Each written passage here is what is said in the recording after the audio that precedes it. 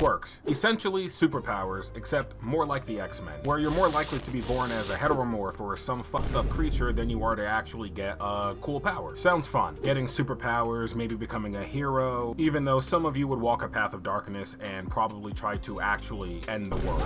But we're not here to talk about how cool superpowers or quirks can be. We are here to talk about which ones would be the absolute worst or most useless to have in real life. I think that an interesting concept for this video would be to set one ground rule, and that ground rule is you are the only person in this current world who has a quirk. In the world of My Hero Academia, there are hundreds, if not more, quirks out there, not even including heteromorphic abilities. This list isn't going to be in any particular order. I tried to pick quirks that weren't necessarily based on other quirks, like Monama's copy, because I feel like that's a cop-out, considering that in the ground rule that we set here, you are the only one in this world with a quirk. So even quirks like copy, one for all, and all for one, they are not included in this list. So without further ado, let's get into it. At number 5, we have the quirk Meatball. Meatball grants the user the ability to manipulate raw human flesh. The user can manipulate their own flesh, giving them the ability to separate their limbs and control them at will. Why? Why the fuck would you want this? It's a tragic downgrade from My Hero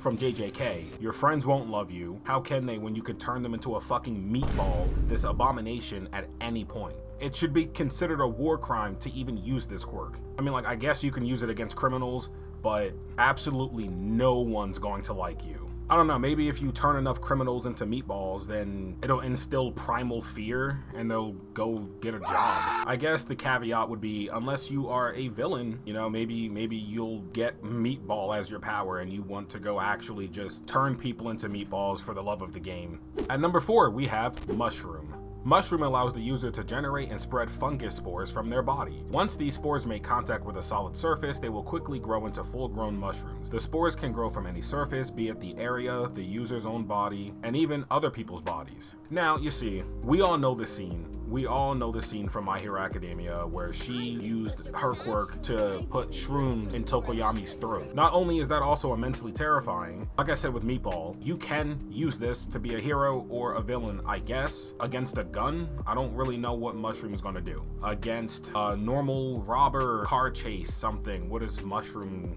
going to do? Unless you can, I guess, get the spores into their throat, but even then, that's attempted murder. That should also be a crime for you to use it in that way. Otherwise, I guess you could become a very profitable mushroom farmer. At number 3, we have Shame.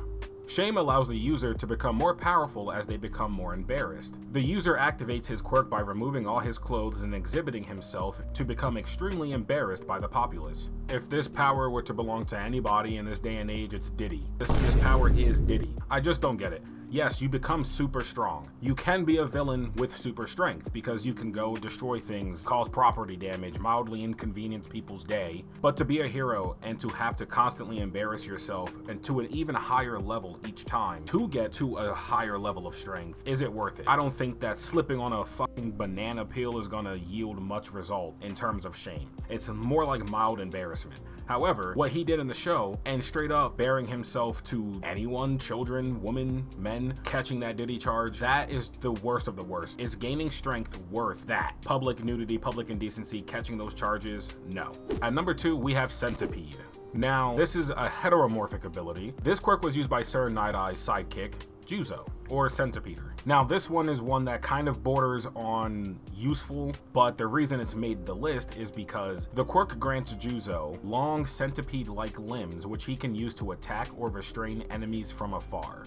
In many ways, that can be helpful in real life. Of course, apprehending a criminal a lot easier is definitely going to be more along the hero side. However, it comes at the expense of you being a heteromorph and looking like a centipede. Just full on, you were born a centipede. You would be alienated and outcast in society. It would be hard to make any friends, find love, do anything in the real world where heteromorphs and quirks are not a typical thing. And even if people did accept you, you're not bulletproof, exceptionally strong, or fast. Yeah, you can attack and restrain enemies, but this is not an anime in the real world. Now, number 1, I had 2 answers. One may or may not piss you off because, I don't know, maybe it has usefulness that I just didn't find yet. We have Suicide Bomb and Luminescence.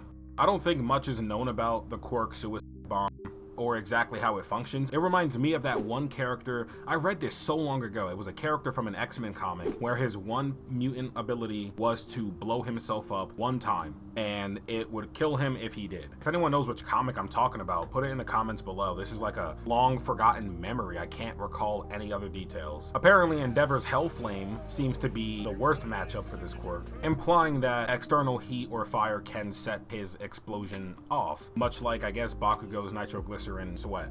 Knowing that, bro can't even bum a newt, he can't spark up. Can you imagine you go to smoke a cigarette, relieve some stress of the day, you go to fucking spark it up, you detonate half your city, yourself included. And I have this tied with Luminescence because tell me, when you watched Sky High as a kid, did you actually think that the power of the kid to glow in the dark was cool? Is that a power you wanted? The glowing baby, who apparently was the first documented case of quirks in the My Hero universe, when we saw him as a baby, he was just glowing.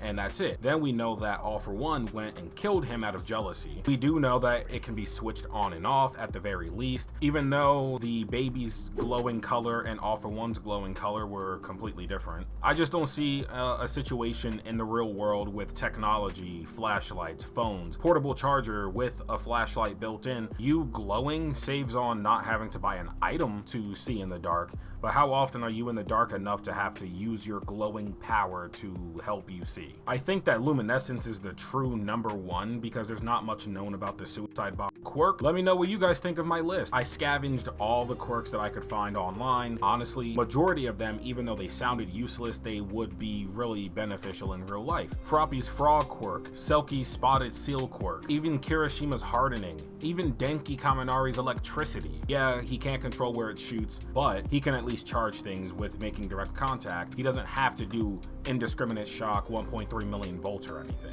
Shit, even Momo's creation quirk would be great. Even Minetta's pop-off would be pretty useful in real life. But let me know what you guys think in the comments below. Is my list ass? Did I choose wrong? What do you guys think would be the most useless quirks in real life, at least based off of what my criteria was? So thanks for watching. Bye.